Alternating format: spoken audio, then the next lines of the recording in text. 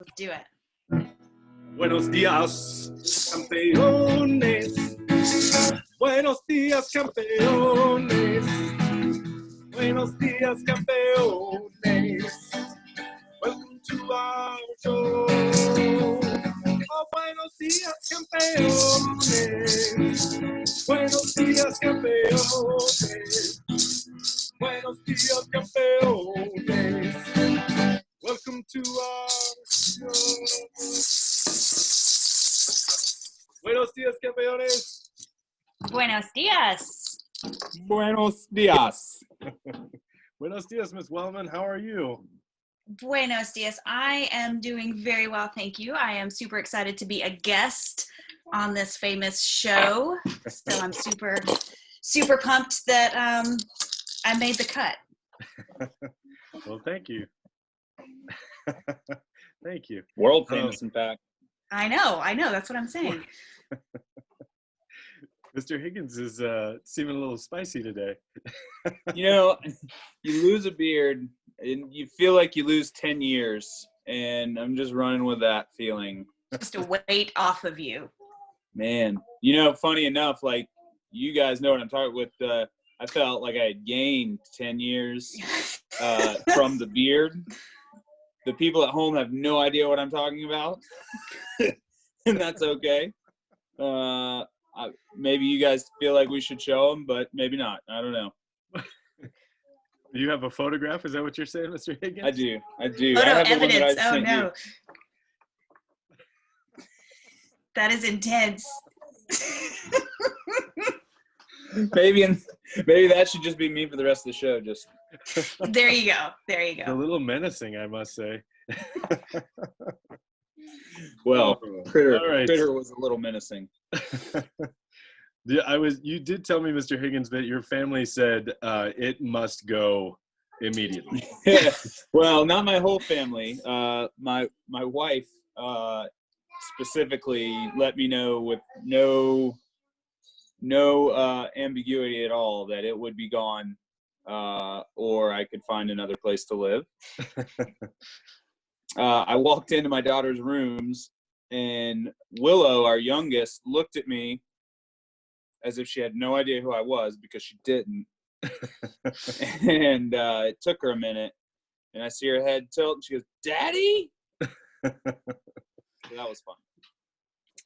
Well, Miss Wellman, we have been on our recent shows, we've been kind of doing a little trip back in time to the very beginnings of our school. And we know we know that you are one of the OG, the original, the founding fathers, if you will. So we thought maybe if you would, you could take us down a little bit of that trip too. Oh man, I would love to. Yeah. So actually, when IC Imagine was getting ready to open, Mr. Wellman, who you've already had as an esteemed guest on the show, and we were living in Texas. So we were living in a little suburb called Mansfield, which is kind of between Dallas and Fort Worth. And we wanted to move back to the mountains because this is, kind of the area that we had both grown up in. And so we interviewed over the phone and were offered positions here. We were super excited, but they did not have a music position for me. So I was teaching music in Texas at the time, but I had previously taught, in a general ed classroom as well. So when we were hired, we packed our entire house in Texas, found a house here in North Carolina in 1 week. It was super crazy and super fast. And so we got up here, we rented a house without even seeing it. Mr. Wellman actually found the house on Craigslist, which was a little scary. But my parents live close by, and so they were able to come out and verify that it was in fact a real house, which was, was one of my main concerns. That someone had to say Barbie dream house on an open lot. Exactly. Or like a cutout of a photograph that they carefully staged. Mm-hmm. Mm-hmm. That's what you're paying for. Yeah. Yeah, You exactly. saw the pictures.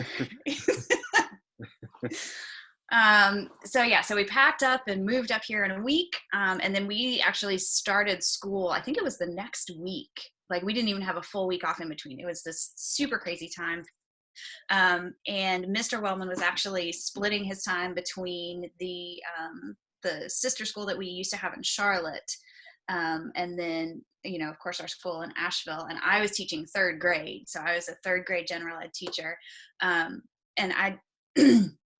it was hard. Like we had a really big class, and I was just gonna say, will you give the folks at home who may not know, like, just give a little glimpse of what that classroom looked like and how many students were in it, and your furniture situation? Mm-hmm. Yeah. So let's see. Day one, when we started school, I had 32 students that were signed up for my class. And we had desks. I had all the desks and chairs that I needed in my room. Did not have a trash can. We had a cardboard box that was our trash can. No whiteboard, no projector, no, none of that kind of thing. I had like the most amazing kids though. So the kids that I had in third grade are 8th graders this year. And we went through a lot together.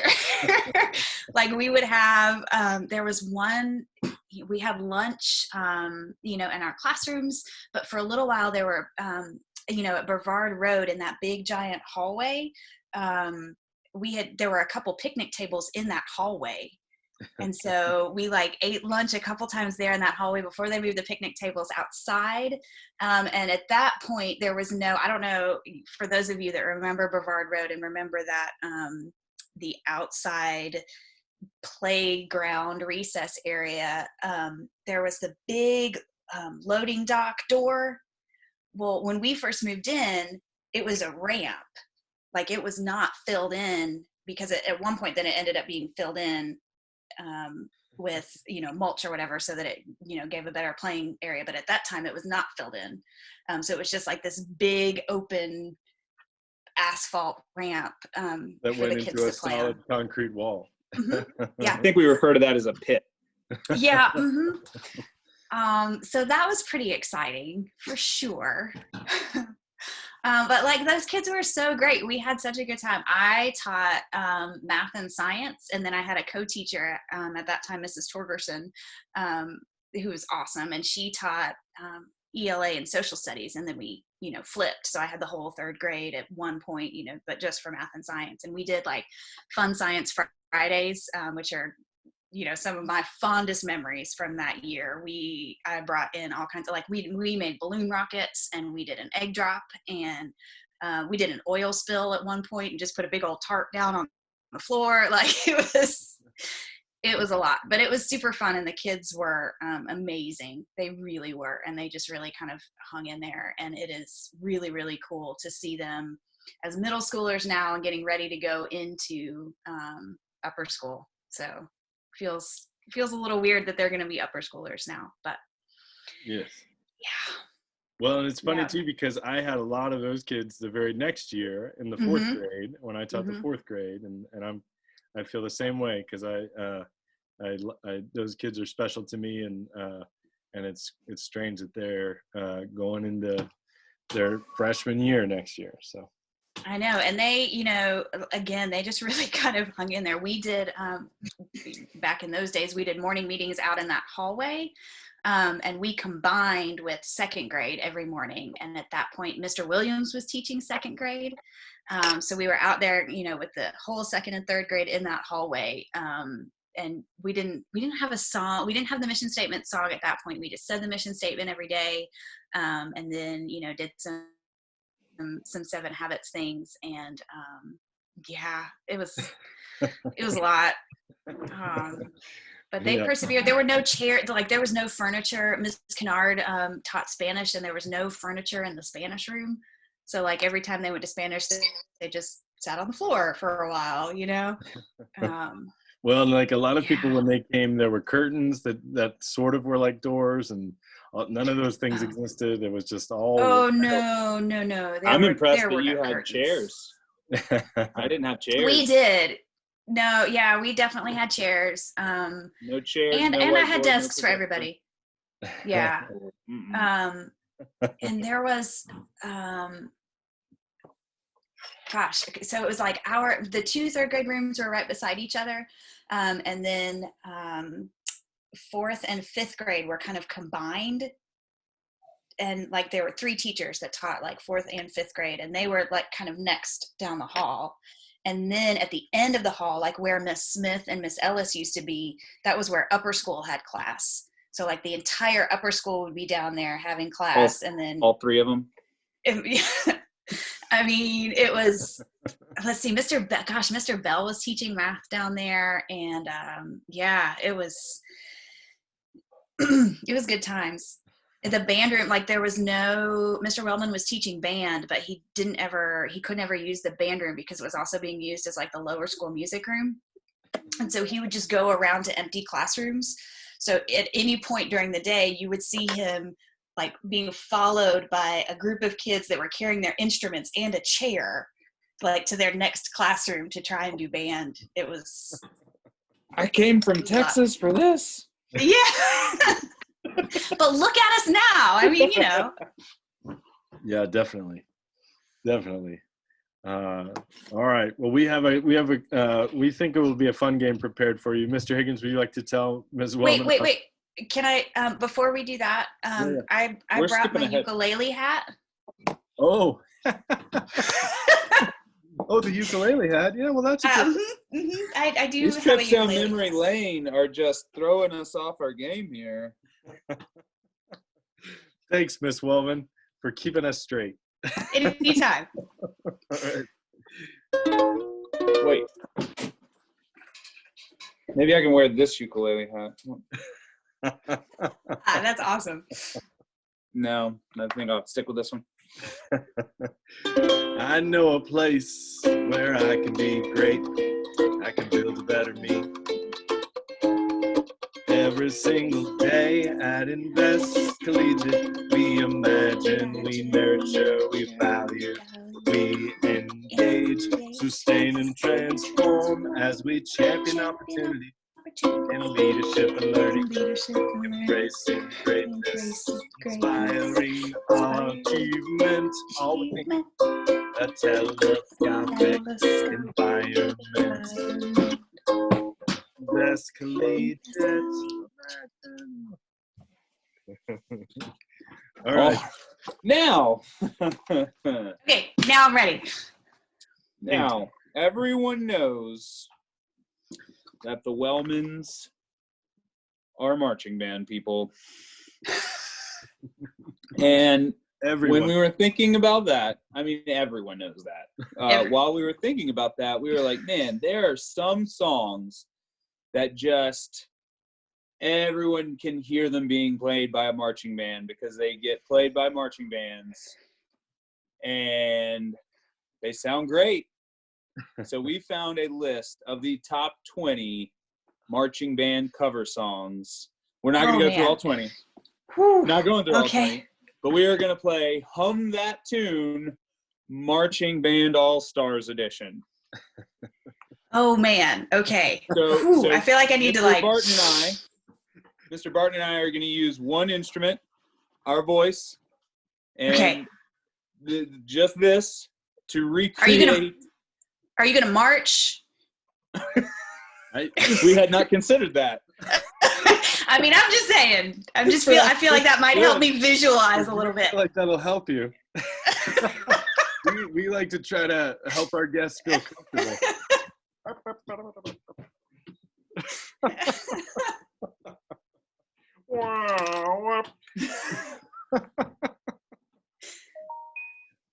All right.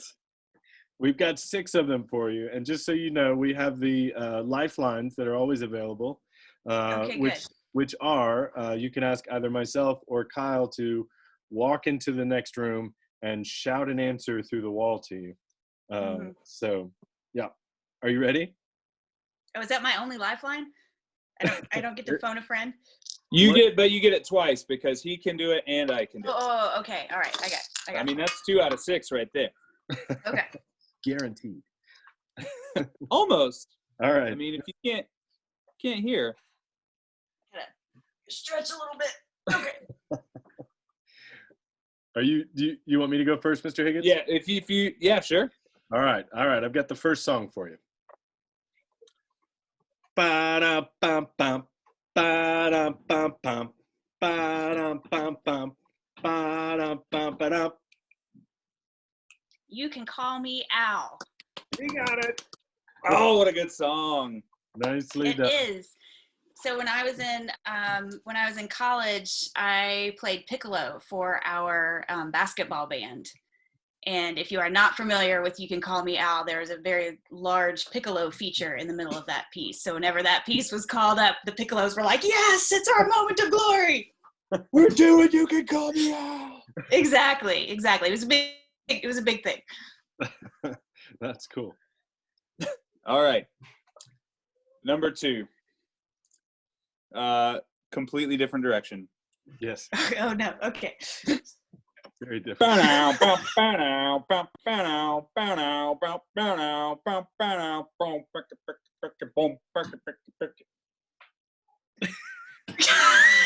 it? That's all I really get? all you should need. Is it? One Is more that all time. I need? One more time.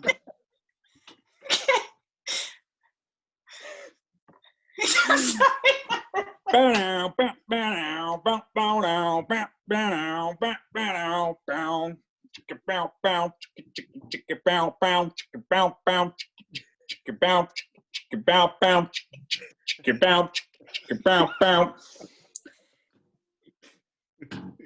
Imagine a guy on top of a large metal structure at an award show. Remember that one?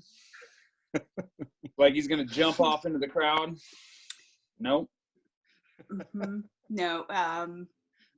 Do you need a my lot of shout pressure. to the other room? You do have your Yeah, mic. I think I might need a lifeline. I'm gonna march over there. Yeah, if you would, March, please. Yes, thank you. It's Bulls on Parade by Rage Against the Machine. Bulls on Parade. You got it. Is that what you said? Yeah. Bulls on Parade by Rage Against the Machine. Oh man, whew. I was not prepared for that one. Oh, Okay. then maybe man, I thought you were gonna breeze through this. I don't know. We'll see. I know. I'm feeling like I'm letting down an entire community here. All right, I think this one will be in your wheelhouse. I think this is a pretty. Okay, all right. And I'm gonna go from I feel like it's kind of in the middle section, just so you know. All right. Okay.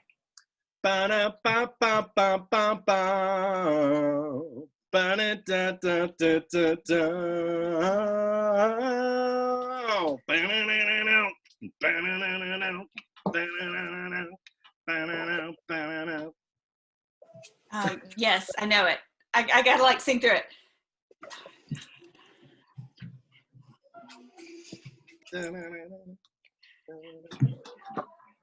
Like I know it.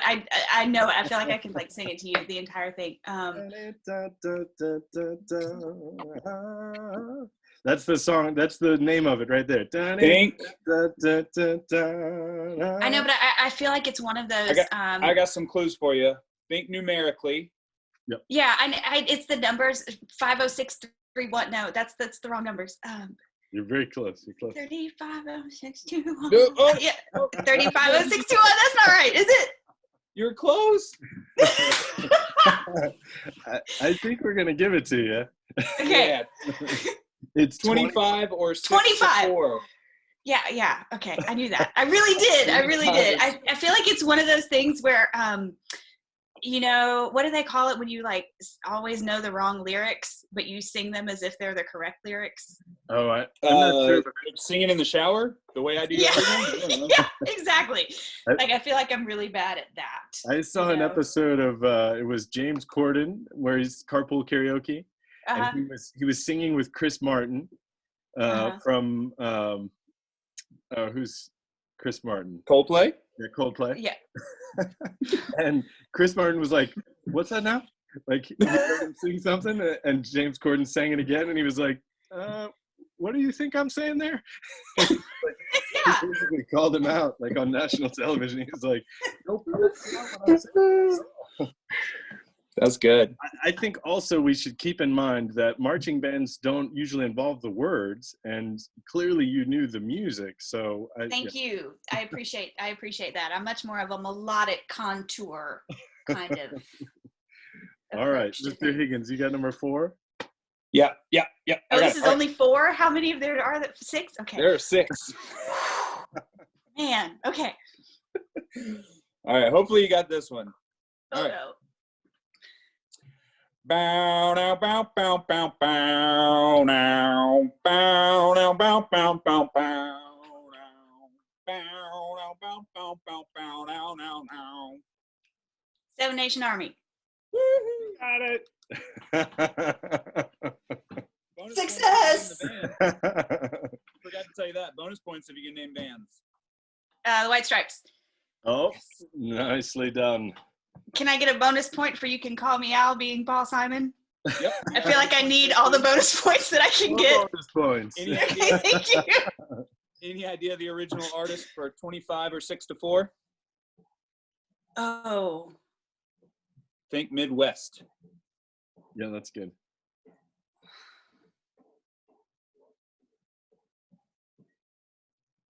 No, actually. When you think Midwest, It's a city. what comes? Kansas. Sorry, I couldn't resist. You said Chicago. All At least right. I didn't say Boston. All right. Here you go. This is number 5. I think you'll know this one too. Okay.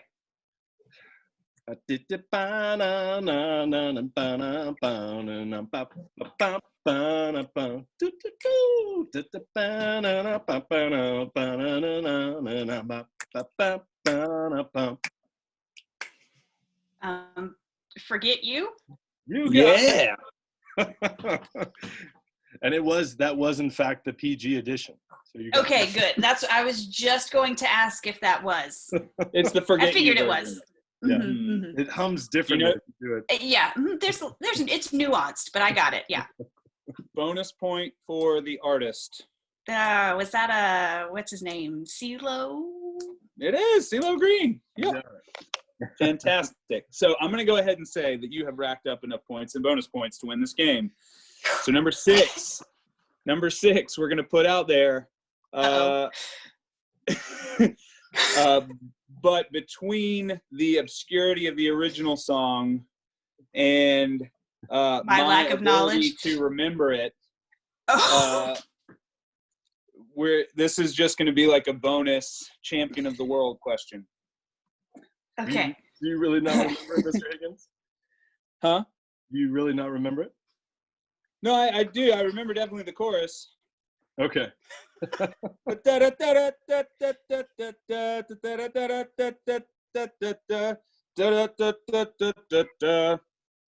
That sounds like every marching band song, though. So hold on, let me think about. Here, I'm going to give Let me just a look. little bit. I think this will work. Let's try this. Is that is it? Oh no, you said it was obscure. Well, it was a big hit, but in the 90s.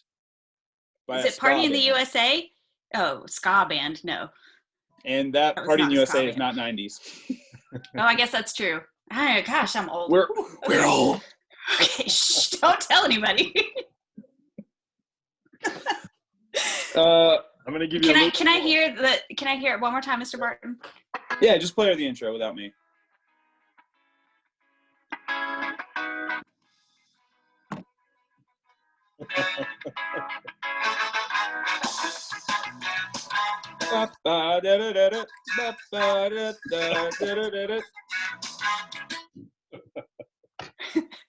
I mean, I feel like it's a jazzy tune, and I'm sorry, I really don't. That know is, that one. it's okay. That I don't is know if I the would've impression that I get by the Mighty Mighty Bosstones. Oh. which was as big a hit as a ska band ever had, I do believe. But you know what? You already won. You won. Oh, yes. Happy day. That was a tricky Fantastic. one, that last one. Oh, yeah. That was a tricky one, man. You're welcome on me making it so easy for you. I know. I do appreciate it. You guys are phenomenal. Like, really top notch. Like, that is not easy to just bounce from one song to the other with a completely new melody every time. So kudos and props to you for sure. We really have to give a lot of the credit to our production team. They're Fantastic. The Obviously, research yeah. department. Big shout out to Tracy. She came through clutch this week. graphics. Ooh. Yeah. Like, it really looks like there's a window behind me here. I mean, they're just killing it. It's impressive. It really is impressive. I mean, I can almost like reach out and touch it. Those guitars Yeah, over there, none of them are real. None of those are real. They're just the prop guitars. Yeah, your team deserves a raise for sure. For sure. I agree. Everyone that works on this show deserves a huge raise. Well, I just had to say, if it were up to me, raises all around. I'm just saying. Oh, all right. Well, thank you. Thanks so much, Miss Wellman, for being a part of our show. And we'll say goodbye. Oh my gosh, thank you guys so much. We'll see y'all. Super fun. Have a great day, guys.